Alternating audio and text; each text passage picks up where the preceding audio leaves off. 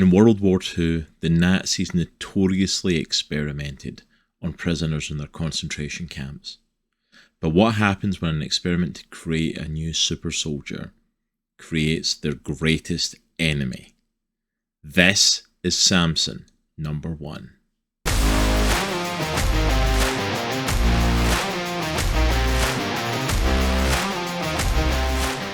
Hello there, Geek Collective, and welcome to Geeks Plus Comics, where we're more than just your average geek.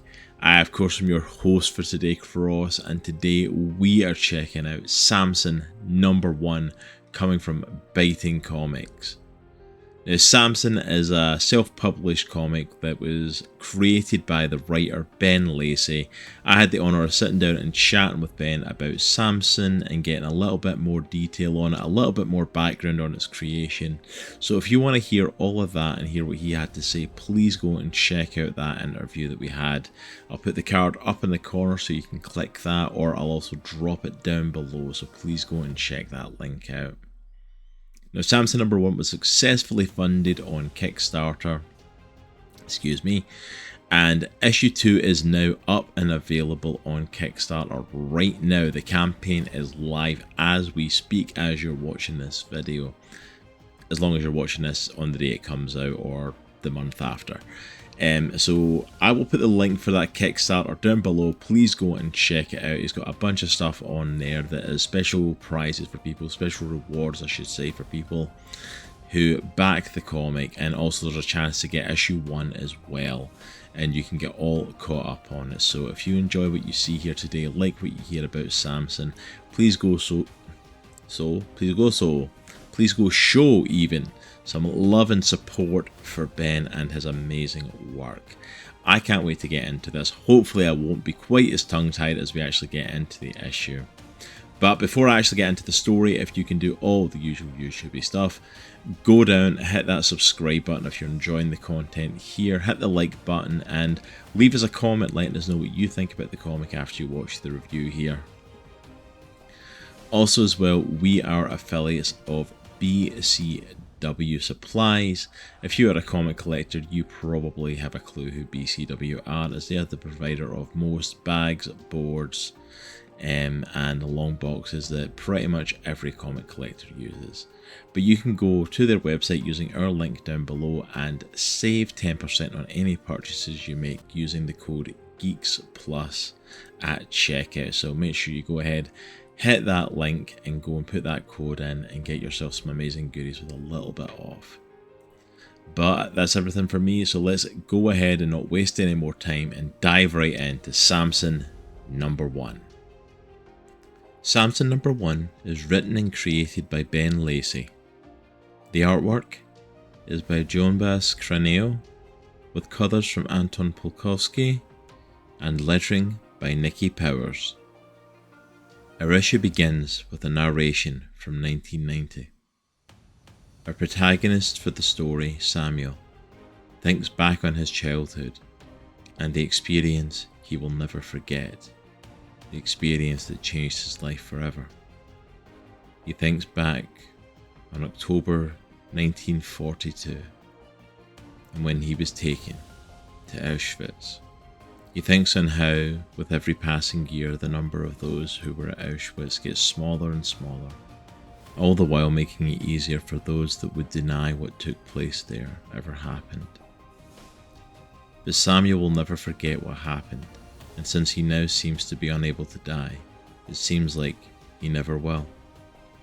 Samuel and his brother Solomon, prisoners 71238 and 71239, they don't know it yet, but they have just seen their parents for the last time, as they have been taken to be disinfected.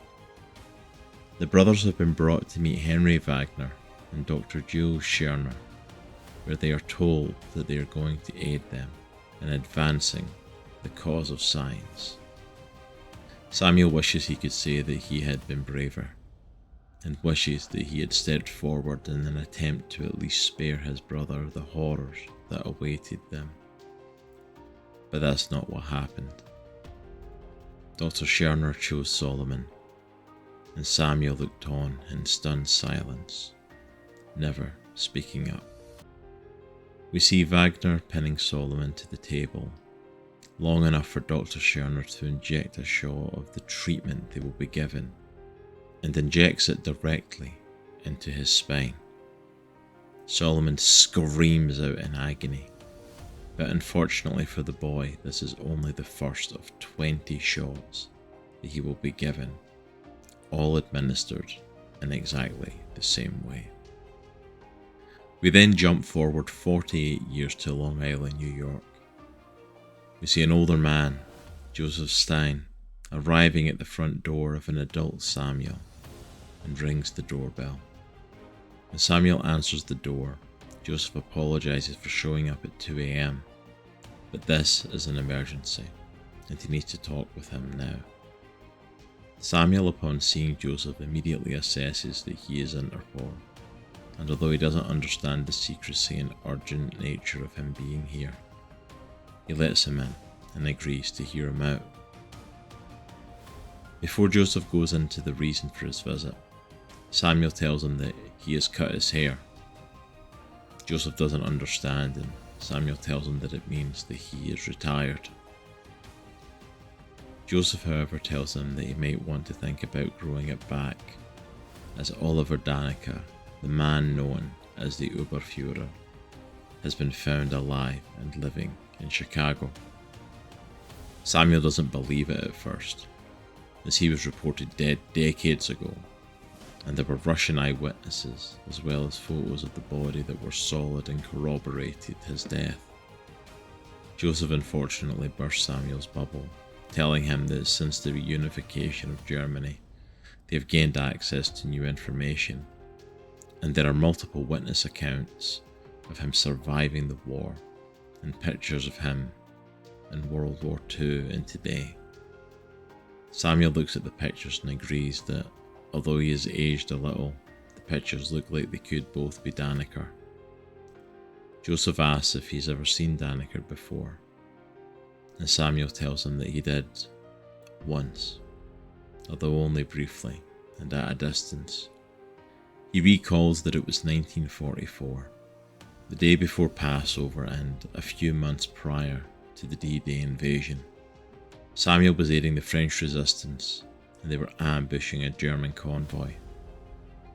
The ambush seemed to go perfectly, as they had blocked the road with a massive boulder, and when the troops exited their vehicles, they were all eliminated. All except one.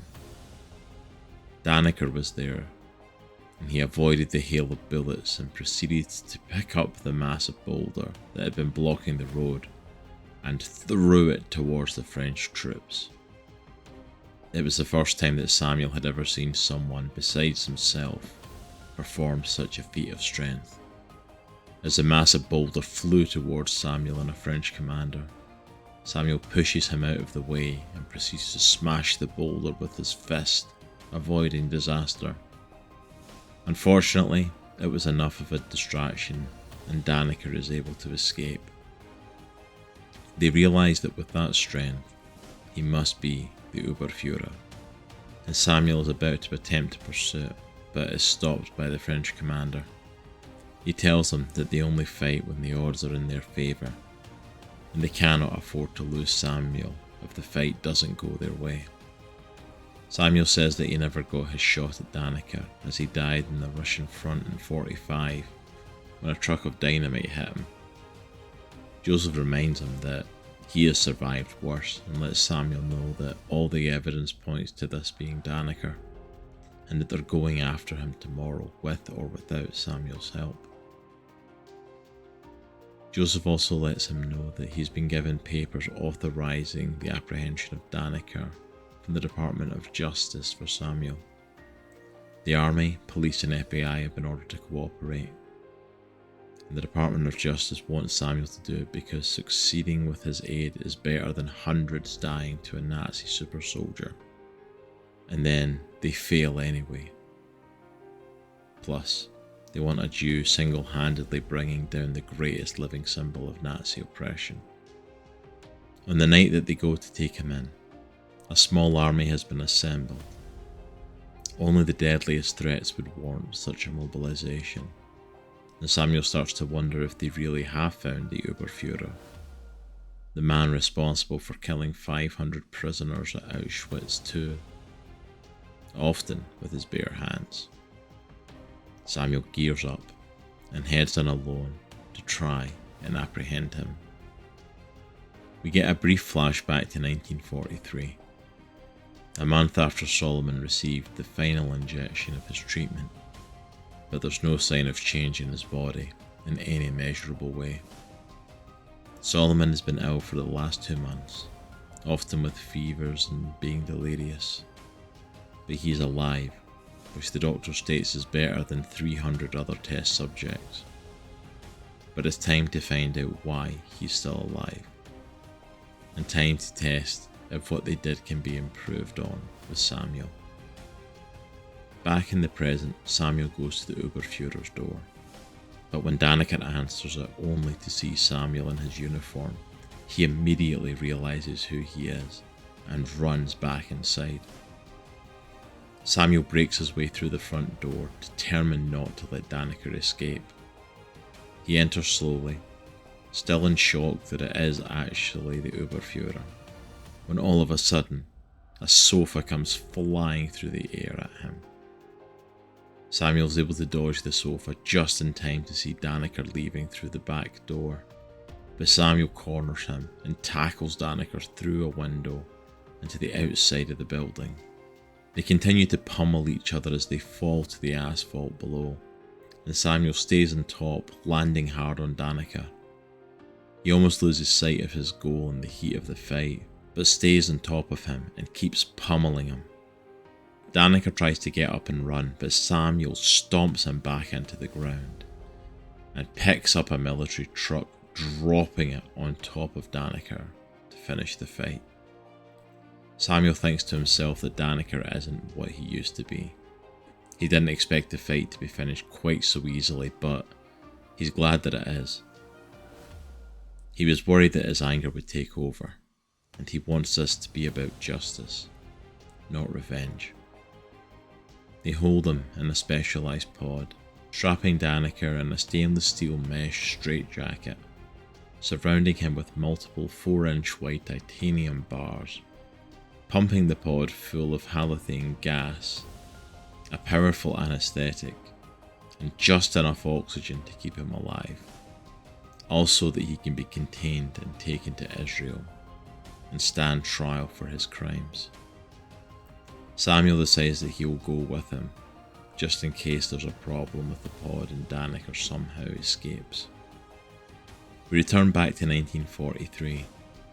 Samuel has now also finished the series of injections that the doctor promised him, but much like his brother, there really isn't much to show for it except for an increased grip strength. A grip strength that's amazing for a child, but not so much for a super soldier. Samuel notices that Wagner seems to be a little nicer to them now, having taken a shine to Solomon in particular.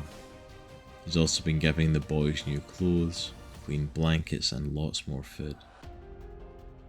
It's hard for him to understand as Wagner has done some of the most horrible experiments along with the doctor. Monstrous experiments such as testing the effect of bullet wounds in test subjects, and seeing how long someone could survive in freezing water. Samuel wonders if it relieved his guilt, or maybe it was something else. Our issue ends with the doctor having a hypothesis that Samuel has actually obtained powers, but due to his conscious brain knowing that these feats shouldn't be possible, it's not allowing him to actually do them. So what they need to do is give him a powerful stimuli and force the powers to manifest. So the doctor and Wagner take the boys to a special cell in the facility, one that holds what the doctor calls his greatest success, Uber Kong. And Samuel is thrown in beside Kong. It's time to see if he can survive. Hey there, Geek Collective. Did you know that Geeks Plus is also on Patreon? For as little as just $2 a month, you can also support us over on Patreon and get early access to all of our YouTube videos from Geeks Plus Comics, Geeks Plus Tabletop, and Geeks Plus Gaming, as well as a whole bunch of exclusive content specifically for our supporters over on Patreon, and early access to all the behind the scenes and ongoings with the company. So if you would like to check out all of that stuff and help support what we do here at Geeks Plus, we would greatly appreciate heading over to patreon.com/geeksplusmedia and supporting us over there. But that's all from me from now. You all have a good day, and let's get back into your video. And that is Samson #1. Honestly, it was a really intriguing story. I'll be honest, I wasn't quite sure what to think when I initially came into this. I got the concept of Samson like right away. It sets it up beautifully at the start. The Nazis done experiments on people. They done experiments on Jews in the concentration camp. This is a noted thing throughout history that actually happened in the real world. And kudos as well to Ben for putting this throughout the book. Little bits and pieces about some of the Nazi doctors and what they had done to people, and showing the real life equivalency of what happened.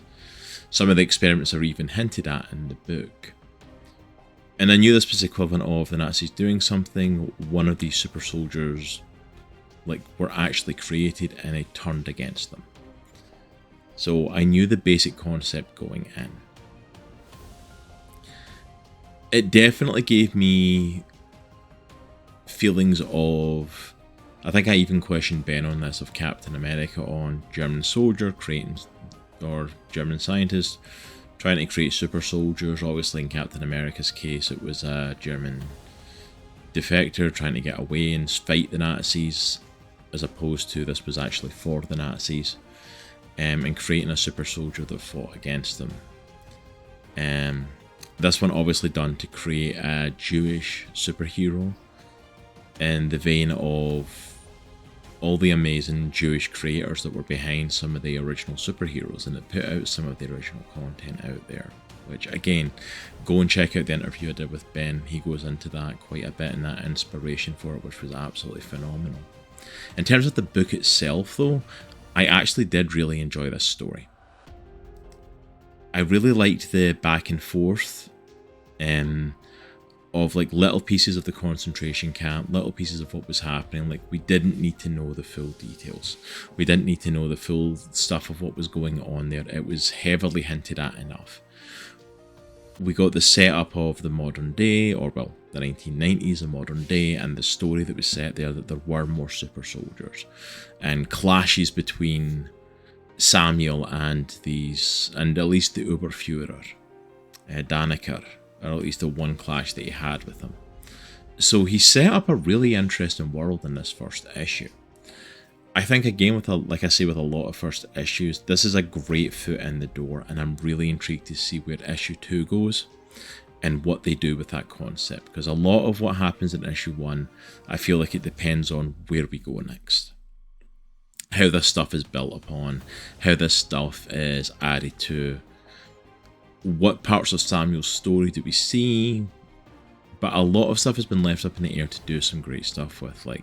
He's clearly a twin, so when do we find out what happened to Solomon? Is Solomon still alive? Did something work on him? Is it going to be a twist down the line that he ends up being one of these villains that he faces?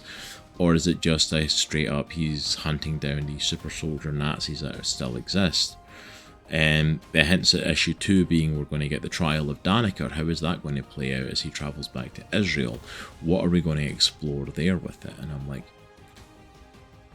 this is very much a case of, it feels like the book is very much a look at Jewish culture with the mask of a superhero story.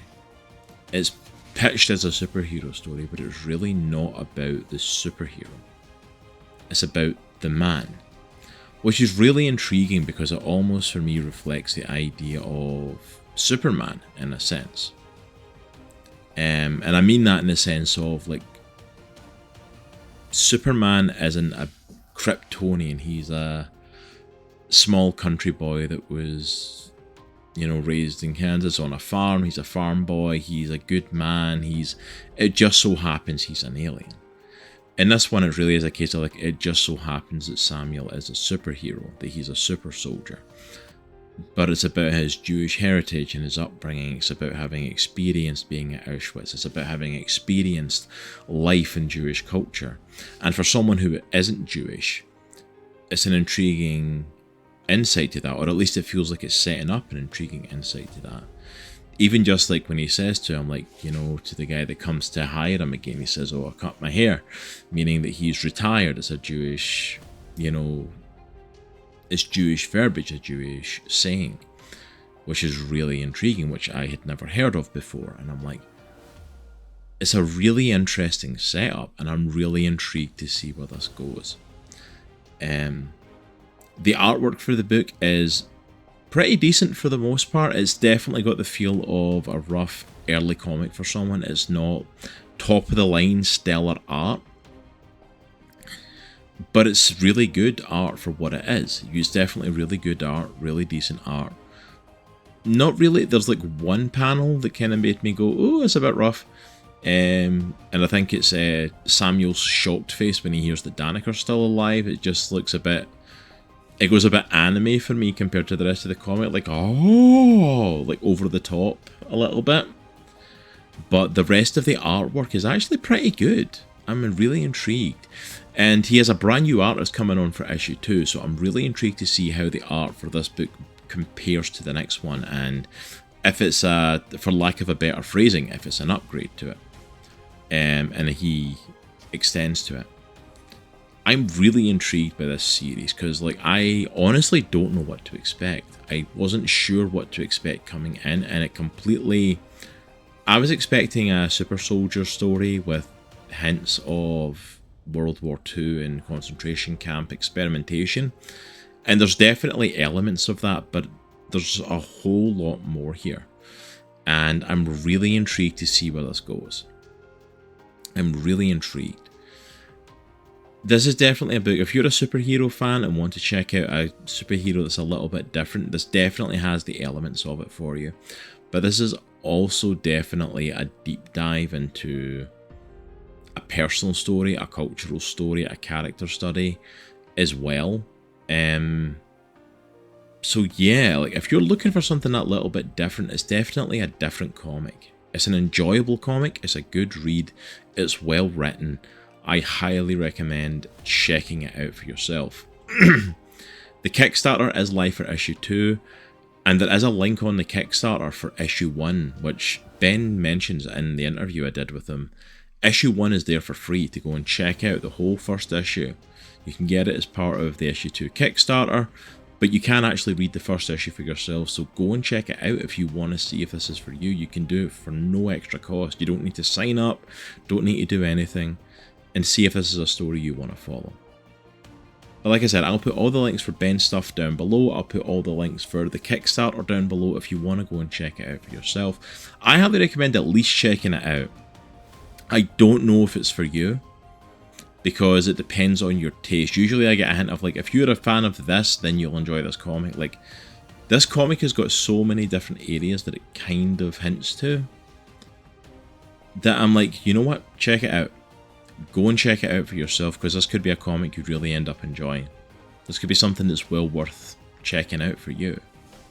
And I think you'll only know if you dive into it for yourself.